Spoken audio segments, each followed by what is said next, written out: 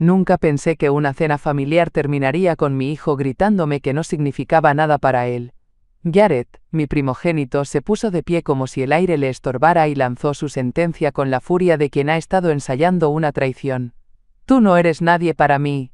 Yo construí todo esto solo. Luego se marchó, y al azotar la puerta de roble, la moldura crujió como mi paciencia. Me quedé sentada, la mano aún sobre la servilleta de lino recién doblada. Hailey, su esposa, ni se inmutó.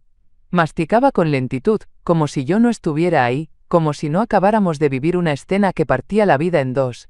El té se había enfriado. Como tantas cosas. No lloré. No en ese momento. Solo me quedé ahí, escuchando el eco de la madera astillada, de las palabras que no podré olvidar. Yo, nadie. Yo, que pagué la mitad del capital inicial para que su empresa despegara. Yo, que avalé su préstamo, con los ahorros de toda una vida. Yo, que permití que su nombre estuviera al frente mientras mi confianza quedaba enterrada en un fideicomiso discreto. ¿De verdad pensaba que lo había logrado solo? Esa noche no dormí. Di vueltas por la casa tocando las paredes repasando los años. A las 2 y 3 de la madrugada encendí la computadora. Entré al sistema del fideicomiso revocable. 3 años dejé que creyera que era un gesto simbólico, que el dinero era suyo. Con un clic, revoqué el permiso. Cerré el acceso. El capital que sostenía su empresa ya no le pertenecía. No dejé nota. No llamé. No advertí. Apagué la pantalla y regresé a la cocina. Lavé mi taza. Me senté frente a la ventana, y vi cómo la madrugada empezaba a pintar de gris el cielo. No era rabia. No era venganza. Era claridad. Y en esa claridad supe, mi silencio no era sumisión. Era estrategia. 3 años antes, Jared se presentó en mi cocina con un folder bajo el brazo y los ojos encendidos de ilusión. Solo necesito una firma, mamá. El banco quiere ver respaldo estable, dijo con una voz suave casi infantil, que no usaba desde la secundaria. En ese momento no era el hombre arrogante de hoy. Era mi hijo, temeroso pero determinado, persiguiendo su primer sueño real. La empresa aún no tenía nombre, ni sede, ni clientes. Solo tenía una idea ambiciosa, y la esperanza de que yo, como siempre, sería el puente entre el deseo y la realidad. Le preparé café ese que él mismo despreciaba por ser demasiado casero, y me senté a escuchar su discurso. Revisé los papeles. Noté las lagunas, las imprudencias, las cláusulas mal redactadas. Pero también vi algo que me resultaba familiar. Un joven con hambre de crear algo propio, aunque aún no entendiera lo que eso implicaba. Acepté firmar como cogarante del préstamo. Pero hice más. Registré el 49% del capital bajo una figura que él creyó simbólica. Mi fideicomiso. Fue una estrategia que usé cientos de veces en mi carrera como consultora financiera. Proteger el activo sin apagar la ilusión. Nunca se lo expliqué del todo. Dejé que creyera que era una formalidad. Que el dinero era suyo y la firma, un acto de amor maternal. Lo era, en parte. Pero también era una medida de prudencia. Porque conocía a mi hijo, sus impulsos, su ego camuflado de ambición. Y porque ya había visto demasiadas veces cómo los fundadores olvidan quién les tendió la primera mano, cuando finalmente suben al podio. Durante un tiempo todo fue armonía. Jared me agradecía con correos cálidos, me llamaba mi mentora en entrevistas, me enviaba fotos del primer escritorio alquilado. Y yo, ingenua, pensé que ese respeto sería eterno. Qué torpe fui. Lo que él vio como confianza ciega, yo lo había planeado como seguro. Y esa diferencia, hoy lo cambia todo. Al principio eran detalles que parecían inofensivos, cambios de planes de último minuto, olvidos que dejaban un sabor amargo, pequeñas omisiones disfrazadas de distracción. La primera vez que canceló mi brunch de cumpleaños con una excusa ridículamente vaga, una llamada de último minuto con un inversor. Me encogí de hombros y preparé mi desayuno sola. Pensé que eran los sacrificios normales de una madre moderna, de esas que comprenden que sus hijos tienen vidas ocupadas. Después vinieron otras señales. La vez que lo escuché reírse de mí en una cena con sus socios, haciendo una burla apenas disimulada de mis años como contadora. Mi mamá era una simple tenedora de libros. ¿Ahora quiere opinar sobre startups? Todos rieron. Incluso Hailey, que llevaba en el cuello el collar que yo le había regalado. No dije nada. No entonces. Me limité a cortar mi comida en silencio, masticando no solo la ensalada sino también la humillación. Pensé que era una fase, que se le pasaría. Pero no se le pasó. Empeoró. Jared comenzó a minimizarme en todo contexto posible. Ante los padres de Hailey me presentó como una señora jubilada que ayudó un poquito al inicio. Un poquito. Como si no hubiera hipotecado mi seguridad financiera para ver florecer su empresa. Como si cada centavo no hubiera salido de los ahorros que su padre y yo construimos con disciplina y renuncias. Y luego vino el golpe final. Un correo que recibí sin previo aviso, donde me compartía la actualización de los estatutos de la compañía. En ellos, me eliminaba oficialmente como asesora fundadora. Sin discusión. Sin explicación. Sin siquiera un aviso previo. Solo un archivo adjunto frío y legalista. Ahí entendí que no era olvido. Era diseño. Jared ya no quería que yo figurara en la historia. Ni como madre. Ni como mentora. Ni como respaldo. Quería borrarme. Reescribir su origen como si yo jamás hubiera estado ahí. Pero lo que él olvidó es que los cimientos no se eliminan con un nuevo logotipo. Y yo, aunque herida, no estaba dispuesta a desaparecer sin más. Jared jamás preguntó cómo logré ayudarlo tan rápido con el capital inicial. Supuso que se trataba de los ahorros de una madre viuda, un último acto de entrega antes de la vejez. Y yo, con mi silencio, lo dejé creerlo. Pero lo cierto es que nunca dejé de ser quien fui.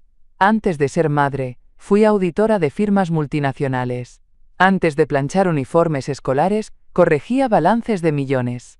Mi memoria sigue intacta, y aunque mis huesos se quejen por las mañanas, mi mente sigue tan filosa como el primer día en el piso 30 del edificio contable, donde aprendí a leer las estructuras societarias como quien descifra un lenguaje secreto.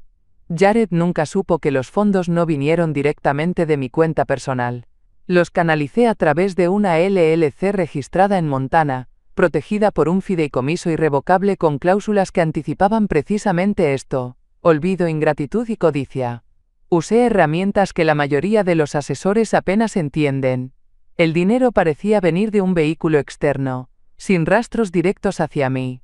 Pero el control siempre fue mío. Cada decisión, cada movimiento estaba respaldado por un sistema legal que diseñé sin una sola fisura. No lo hice por desconfianza. Lo hice por experiencia. Porque he visto demasiadas empresas quebrar por causas más sentimentales que financieras. Y porque sabía que, tarde o temprano, Jared dejaría de verme como aliada para empezar a verme como carga. Él pensaba que su nombre en la portada de cada presentación lo hacía invencible. Pero yo sabía la verdad. No hay edificio que se mantenga sin los cimientos, y él construyó el suyo sobre un terreno que jamás le perteneció del todo. Un terreno que yo le presté, no regalé. Mientras él se pavoneaba en conferencias y posaba para fotos con frases huecas sobre liderazgo, yo monitoreaba los balances desde mi tablet, cruzando cifras, comparando fechas, armando un rompecabezas que solo yo conocía. Él tenía visibilidad. Yo tenía control. Y si creía que podía borrarme sin consecuencias, estaba a punto de descubrir lo caro que puede salir olvidar quién sostiene la base del imperio. No estaba sola. Nunca lo estuve del todo. A veces, las semillas que uno planta en otros florecen en los momentos más necesarios. Lauren Tran fue mi alumna más aguda hace 20 años, cuando aún daba talleres sobre blindaje patrimonial. La recuerdo con su melena desordenada y mirada alerta, tomando notas con una precisión que solo se ve en quienes han vivido alguna forma temprana de pérdida. Después de la escena con Jared, la busqué. No le conté todo, no aún. Solo dije, creo que llegó el momento de cerrar la llave. No necesitó más explicación. ¿Blindada o revocable?, preguntó sin rodeos. Revocable pero con acceso a documentación. Su respuesta fue tan precisa como su memoria. Entonces es hora de formalizar el congelamiento. Nos dimos cita en su oficina al día siguiente. Moderna, sobria, con una vista limpia del centro financiero. En su escritorio descansaban 2 tazas de té verde y una carpeta que parecía ya anticipar el conflicto. Necesitamos convocar una revisión del consejo, dijo mientras sacaba un borrador del acta. Si tú figuras como firmante en la apertura de capital y tu fideicomiso aparece en el registro, tienen la obligación legal de convocarte. Ese tienen me dio una calma que no había sentido en días, porque a pesar del desprecio de Jared, de sus burlas y omisiones, había un lugar donde aún contaba, el marco legal que él mismo necesitó para despegar. Lauren comenzó a redactar la solicitud formal para revisión del uso de fondos y participación de los firmantes iniciales. Cada línea era como un latido que marcaba el regreso de mi voz a la narrativa que intentaron excluirme. No era venganza. Era reequilibrio. Antes de irme, Lauren me miró con esa mezcla de respeto y afecto que solo existe entre mujeres que han aprendido a reconstruirse. Tú me enseñaste esto, dijo. Ahora me toca ayudarte a defenderlo. Salí de ahí más erguida, con los papeles bajo el brazo y una certeza en el pecho. No iba a recuperar a mi hijo, pero sí mi lugar en la historia. Y esta vez, nadie iba a silenciarme. Nunca se trató de venganza, ni siquiera de castigo. Lo que yo buscaba era algo más esencial: orden, verdad y dignidad. Había pasado demasiados años invisibilizada entre facturas, consejos no escuchados y favores asumidos como obligaciones. Esta vez no quería retribuciones emocionales, ni disculpas lloradas en medio de algún desastre financiero. Solo quería que los hechos quedaran donde debían, documentados, claros y con respaldo legal. Lauren me lo preguntó directamente mientras organizábamos los documentos. ¿Qué es lo que realmente quieres lograr? Y no titubeé. Quiero recuperar el control de los fondos que inyecté, exponer cómo fueron utilizados sin mi consentimiento, y remover a Jared de cualquier autoridad financiera unilateral. Nada más. Nada menos. No deseaba quedarme con la empresa.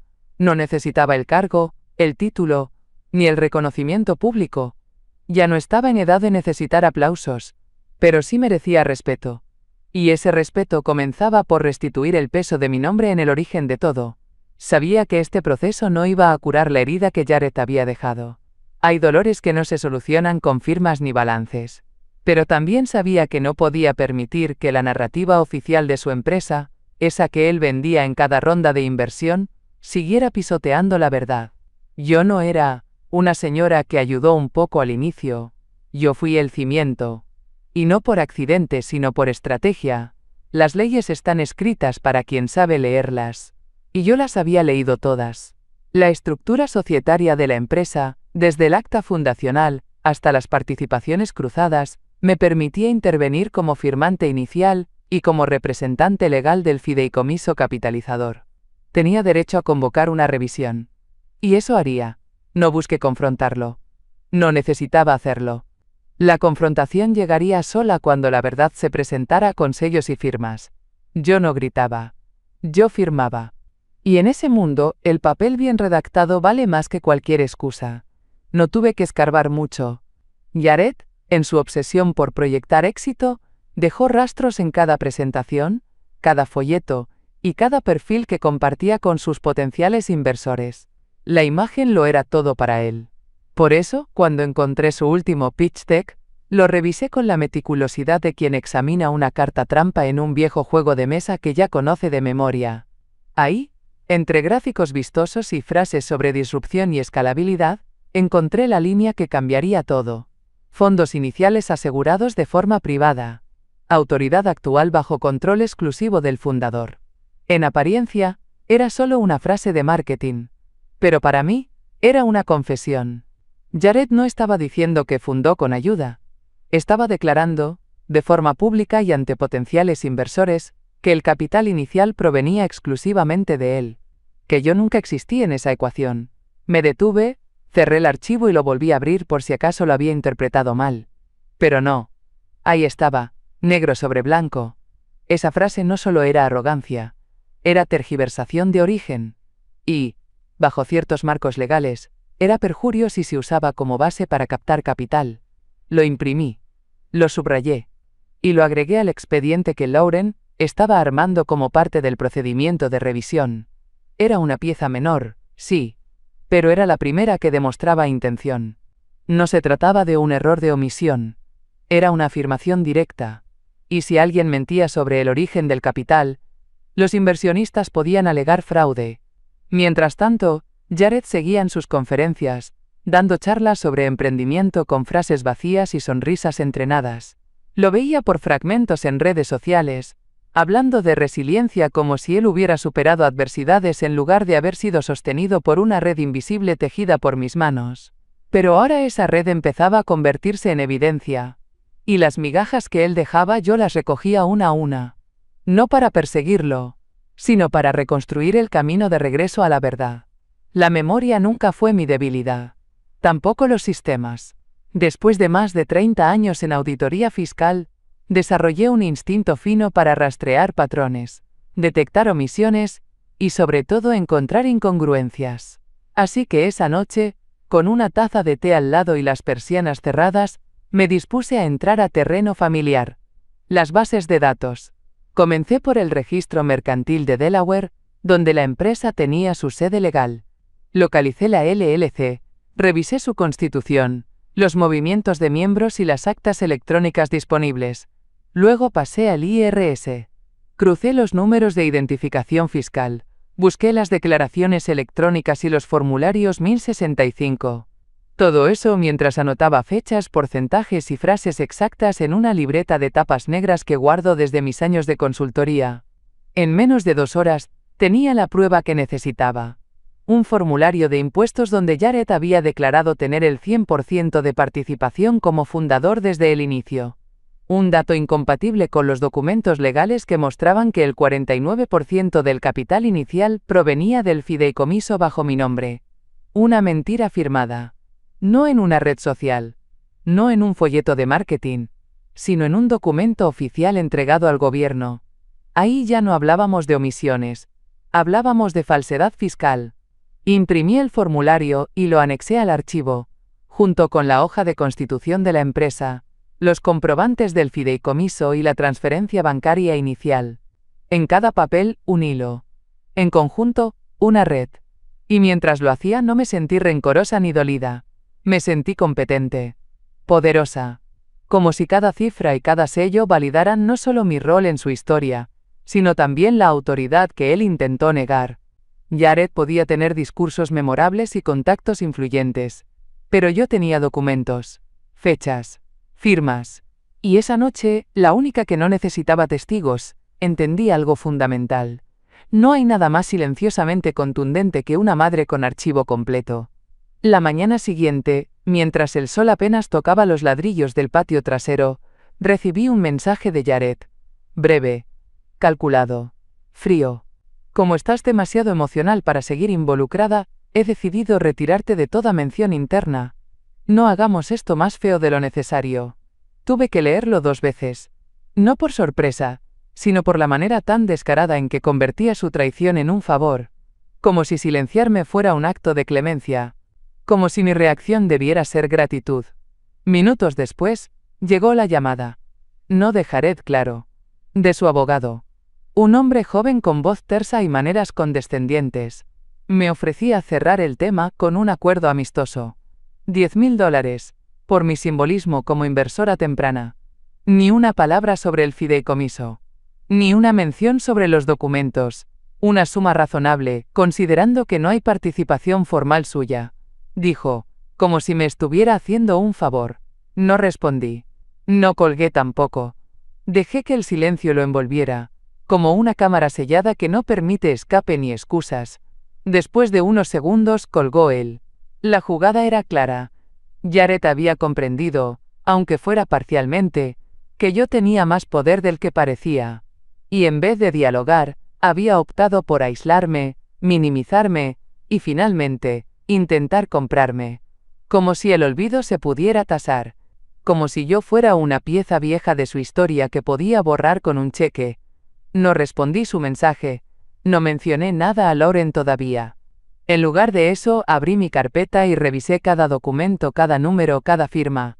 No por inseguridad, sino por precisión. Sabía que estábamos entrando en la siguiente fase, y en esta, los errores no eran opción. Jared no solo me había subestimado. También había activado algo que no esperaba. La parte de mí que jamás perdió su filo. Podía intentar excluirme. Podía negar mi existencia, pero no podía cambiar los hechos. y yo estaba a punto de hacerlos hablar. Volví a mi archivo con la paciencia de quien cose a mano, hilo por hilo, sin permitir un solo punto suelto. No bastaba con demostrar participación, tenía que mostrar intención, gratitud inicial, y luego el giro. No el que yo di, sino el que él tomó cuando decidió borrarme. En el fondo del archivador encontré lo que buscaba. Una copia del recibo de transferencia del 12 de marzo de 2022. 48 páginas más atrás, escondido entre reportes de balances iniciales, estaba el correo electrónico de Jared que acompañaba esa transferencia. El asunto era simple. Gracias, mamá. Haré que te sientas orgullosa. Somos socios. No había margen para la ambigüedad. El concepto en la transferencia estaba claro. Capital inicial corporativo. Fideicomiso materno. El agradecimiento de Jared no era una cortesía vacía. Usaba la palabra socios, como si entendiera, en ese entonces, lo que ahora negaba. Imprimí ambos documentos y los coloqué encima de los otros. Hice una copia adicional para Lauren. En el asunto del correo que le envié escribí, documentación para revocación definitiva. Esa frase no era solo un trámite, era la línea que separaba la madre generosa de la mujer que exige ser nombrada. Mientras esperaba su respuesta, me serví un té de jengibre. Miré por la ventana hacia el limonero que planté el año en que Jared se graduó. Por años, cada brote me recordaba su crecimiento, sus logros, su camino. Ahora, las hojas caídas me hablaban de otra cosa, del peso de haber sembrado tanto sin saber si la cosecha te incluiría. Pero esos documentos no eran nostalgia, eran pruebas, y no buscaban consuelo. Buscaban verdad legal, no pensaba pelear con gritos ni lágrimas. Pensaba hacerlo como siempre enfrenté las injusticias, con evidencia en mano, tono sereno y pasos firmes. Y si Jared quería tratarme como una sombra, estaba a punto de descubrir lo peligrosa que puede ser una sombra cuando tiene memoria y papel membretado. Lauren me llamó 2 días después, temprano, con una voz que no usaba desde los días de auditorías urgentes. Directa, sin rodeos. Hay algo más grave de lo que pensábamos. Jared no solo ocultó el origen del capital, lo usó como garantía para una segunda ronda de préstamos, sin notificarte. El silencio que siguió fue distinto al de otros días. No era tristeza, ni rabia. Era esa sensación de abrir una puerta y descubrir que detrás hay un incendio que lleva tiempo ardiendo sin que nadie lo advirtiera. Lauren siguió. Si esos préstamos entran en mora, los acreedores pueden reclamar sobre el fideicomiso, es decir, a ti. Me apoyé contra la pared, sintiendo el golpe no en el cuerpo, sino en la memoria. Jared había convertido mi gesto de confianza en un riesgo legal directo. Lo que comenzó como ayuda se había transformado en una trampa camuflada de emprendimiento. No solo me había despreciado en público, ignorado en lo privado y borrado en lo simbólico. Ahora había jugado con mi estabilidad, con mi futuro. Lo entendí todo en ese instante. Jared no buscaba libertad, buscaba impunidad. Su plan no era solo desligarse de mí emocionalmente, sino también desplazar la responsabilidad financiera cuando las cuentas no cerraran. Si la empresa caía, que la ruina la absorbiera esa figura invisible que lo había ayudado a nacer como fundador. Le agradecí a Lauren, y colgué. Me quedé en silencio largo rato, mirando una foto enmarcada de Jared a los 6 años, con los dedos llenos de pegamento, construyendo una torre de Lego en el suelo de la cocina. Yo lo miraba entonces como una arquitecta de futuros.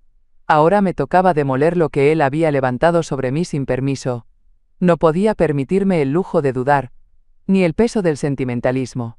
Ya no estaba retrocediendo. Ahora iba hacia adelante. Y lo haría con toda la precisión de una madre que por fin ha decidido levantar su propia defensa. Esa noche, después de la llamada de Lauren, no pude dormir. No por miedo, sino por algo más punzante. Decepción. No solo ante Jared, sino ante mí misma. ¿En qué momento comencé a aceptar migajas, pensando que algún día volverían a ser pan? Fui a la sala y tomé del estante el álbum de fotos que guardo desde que él era pequeño. Me detuve en una imagen específica. Jared de unos 8 años, con el rostro manchado de pintura y una expresión de triunfo al mostrarme su primer dibujo en la feria escolar. Lo hice yo solo, mamá, había dicho, aún con mis pinceles en las manos. Siempre quiso sentir que podía. Y yo, sin querer, lo entrené para pensar que el apoyo era invisible, que el amor era automático, que la ayuda no tenía rostro ni condiciones. Le di tanto espacio para crecer, que olvidé exigir que también reconociera mis raíces. Esa noche lloré. No en escándalo, sino en silencio. Lágrimas viejas, que venían de años acumulados. No por perder un lugar en su empresa, sino por perder el lugar en su conciencia. Me dolía más su ingratitud que su ambición, más su frialdad que su codicia. Pero algo cambió mientras esas lágrimas caían. No eran de derrota, eran de liberación. Lloré por la madre que fui, por la mujer que postergó con acento agudo sus propios planes para asegurarse de que su hijo tuviera alas. Lloré por cada gracias no dicho, por cada consejo ignorado, por cada gesto invisible. Y luego, me sequé el rostro, me puse la bata, y regresé a la cocina.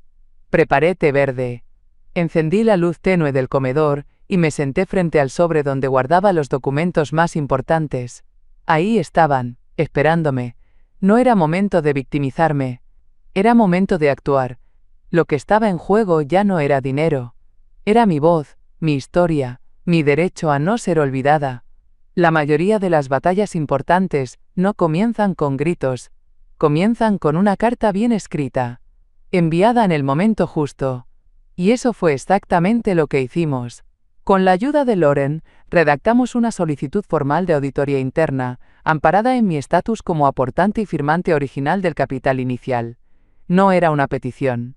Era un derecho, protegido por las mismas cláusulas que Jared había ignorado al creerse único dueño del escenario. La enviamos al Consejo Directivo, con copia al Comité Legal y a los principales inversionistas.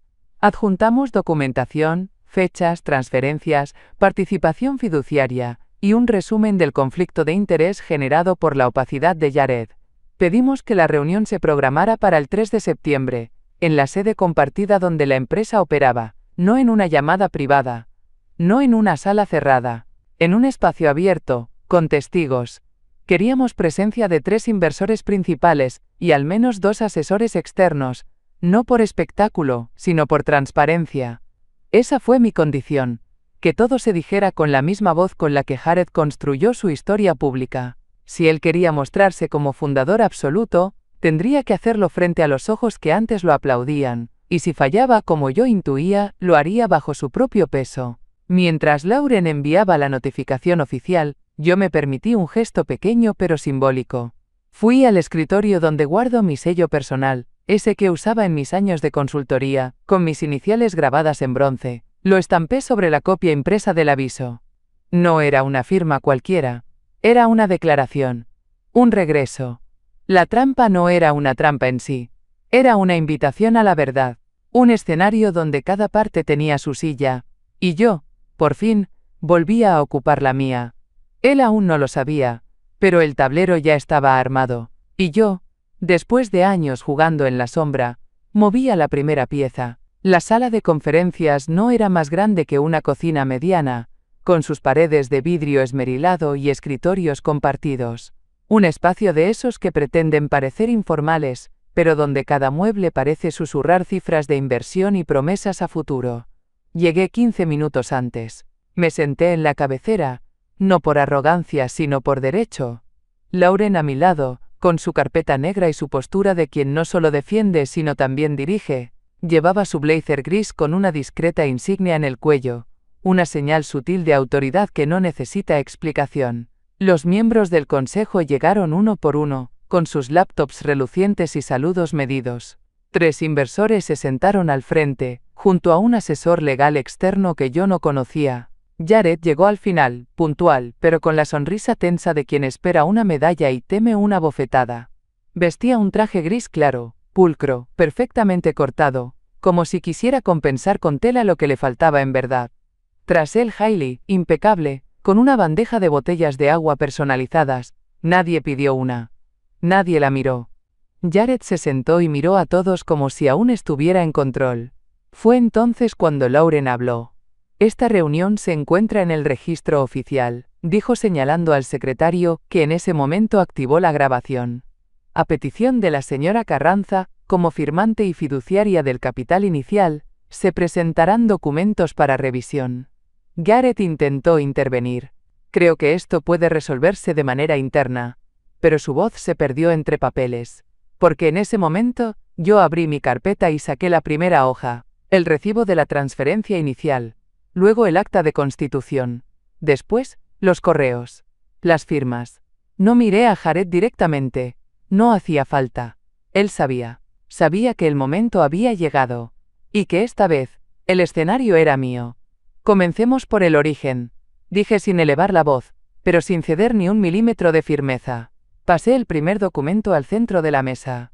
La transferencia de $482.000 desde el fideicomiso materno. Fecha, firma y concepto. Capital corporativo inicial. Ninguna palabra adornada. Solo hechos. Luego, coloqué el acta de constitución donde se me nombraba como cofirmante. Después, el correo electrónico de Jared. Gracias, mamá. Haré que te sientas orgullosa. Somos socios. Lo leí en voz alta. Algunos bajaron la mirada. Otros entrecerraron los ojos con sospecha. Siguiente documento. El formulario fiscal donde Jared se había declarado único propietario desde el inicio. Lo puse frente al asesor legal, que frunció el ceño al instante. Aquí, intervino Lauren, encontramos una contradicción legal entre los documentos públicos y privados. Uno de ellos es falso. Ambos están firmados bajo juramento. Jared intentó moverse, buscó algo en su carpeta. Sus manos temblaban apenas. No encontró réplica. Lo único que dijo, con voz trémula, fue: «Esto está mal interpretado». Pero la interpretación no era necesaria. Las cifras eran claras. Las firmas eran suyas. Las fechas encajaban sin que nadie las forzara. Era su narrativa la que no resistía el peso de la documentación. Lauren apoyó el último sobre la mesa. Y aquí añadió: «Están los reportes del segundo préstamo, donde se usó como colateral un fondo que no le pertenece, sin consentimiento, sin notificación». El asesor externo se aclaró la garganta, incómodo. «Este documento fue verificado. Por mí», respondí. «Y también por el IRS». Nadie habló durante varios segundos. Jared me miró por fin. Ya no con ira. Ni con soberbia.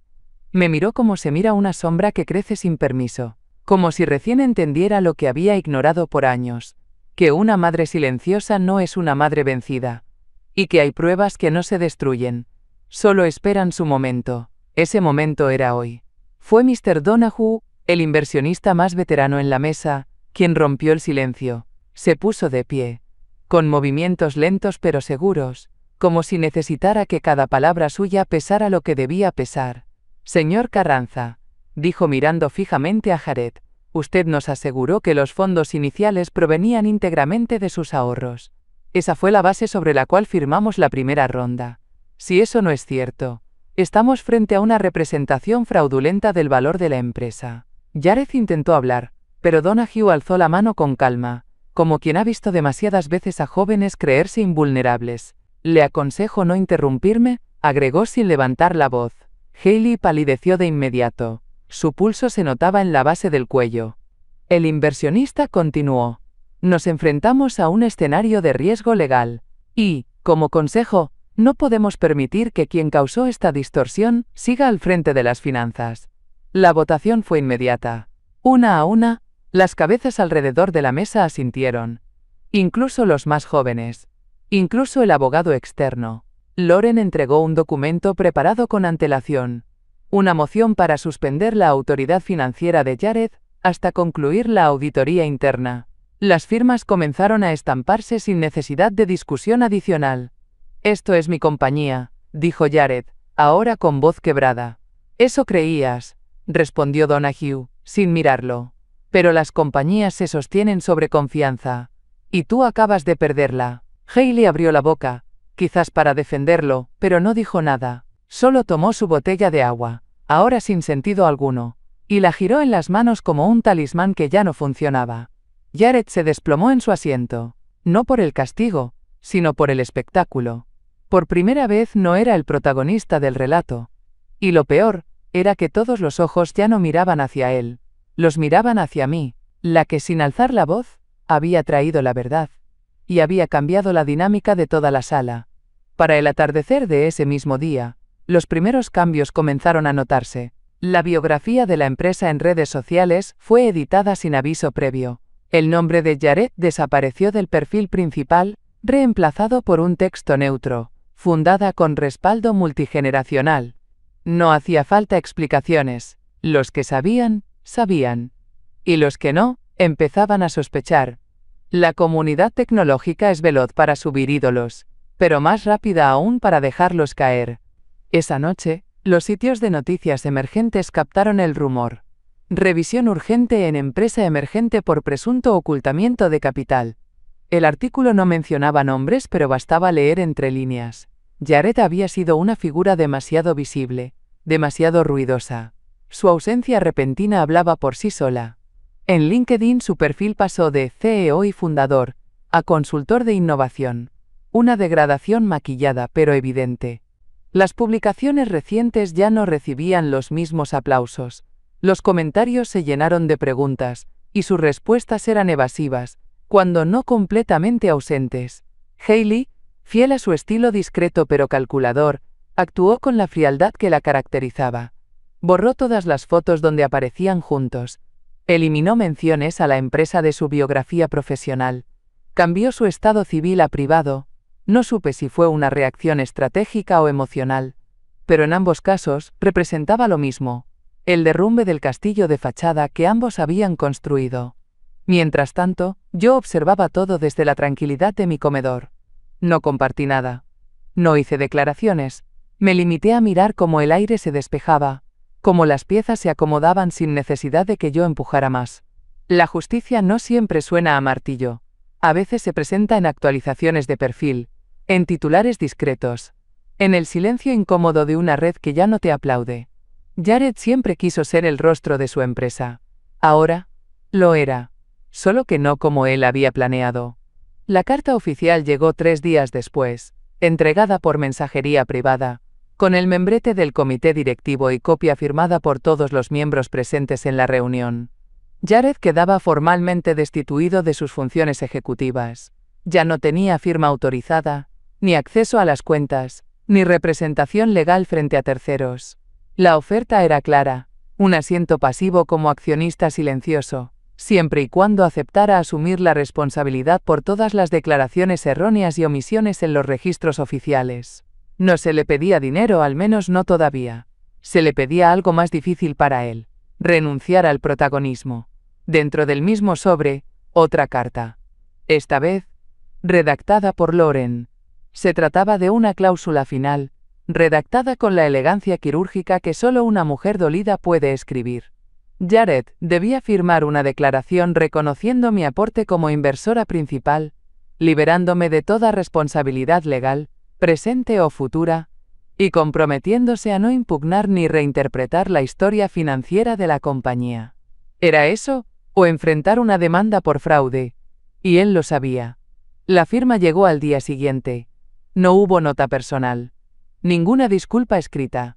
Solo una rúbrica seca, como si firmar fuera una forma de escupir sin palabras. Pero no importaba. La firma bastaba. Con ese gesto, recuperé el control total del fideicomiso, liberé los fondos de toda posible exposición, y cerré la puerta a nuevas distorsiones. Lo hice sin gritos, sin amenazas, sin escándalos. Mientras tanto, en el mundo exterior, la empresa entraba en etapa de reestructuración. Nuevos nombres comenzaban a ocupar espacios. Jared desaparecía poco a poco del mapa institucional. No por censura, sino por desinterés. Ya no era necesario ocultarlo. Simplemente había dejado de importar. Mi objetivo se había cumplido. No era venganza, era justicia. Y no era justicia para mí solamente. Era para cualquier mujer a la que un día le dijeron: tú no cuentas. Conté. Y lo demostré, palabra por palabra.